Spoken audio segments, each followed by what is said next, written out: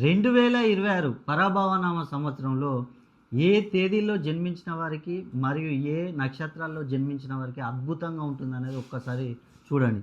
ఇక్కడ మనం తీసుకున్నట్లయితే 1, 10, 19, 28 ఈ తేదీలలో జన్మించిన వారికి అద్భుతంగా ఉండే అవకాశం. అదేవిధంగా 3, 12, 21, 30 ఈ తేదీలలో జన్మించినా కూడా మీకు ఇక్కడ నుండి 2026 సంవత్సరంలో అద్భుతంగా ఉంటుంది. ఎందుకంటే ఈ 1, 10, 19, 28 అనేది రవికి సంబంధించిన నంబర్. అదేవిధంగా కృత్తిక, ఉత్తరాషాఢ ఈ నక్షత్రాలకు అధిపతి రవి. కాబట్టి 2026 సంవత్సరాన్ని కనుక మనం మొత్తం ప్లస్ చేసినట్లయితే 1వ నంబర్ వస్తుంది. కాబట్టి ఈ 1వ సిరీస్లో జన్మించిన, అదేవిధంగా కృత్తిక, ఉత్తరాషాఢ ఈ 3 నక్షత్రాల్లో జన్మించినా కూడా ఇక్కడ నుండి మీకు అద్భుతంగా ఉండే అవకాశం ఉంది.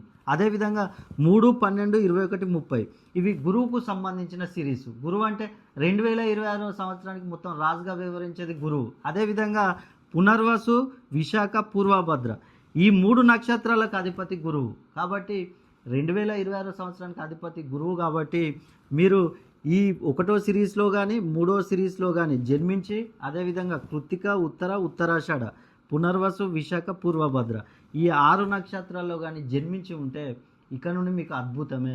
మీకు ఫైనాన్షియల్గా మీరు బాగా సంపాదిస్తారు.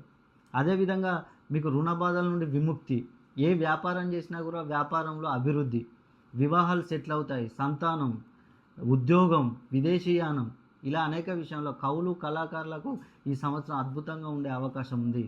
సో కాబట్టి మీరు ఈ తేదీలలో జన్మించి, ఈ నక్షత్రాల్లో జన్మించి మీకేమైనా ప్రాబ్లమ్స్ ఉన్నట్లయితే ఒక్కసారి మీరు మీ యొక్క గోచారం మరియు గ్రహచార స్థితిగతులను చూసుకోండి. గోచారం అంటే మీ యొక్క గ్రహాల యొక్క స్థితిగతులు ఏ విధంగా ఉన్నాయో ఒక్కసారి తెలుసుకోండి. అదేవిధంగా గ్రహచారం అంటే మీ యొక్క జాతకం ఏ విధంగా చూసుకొని మీరు ముందుకు వెళ్ళినట్లయితే మీరు ఈ సమస్యల నుంచి బయటపడవచ్చు.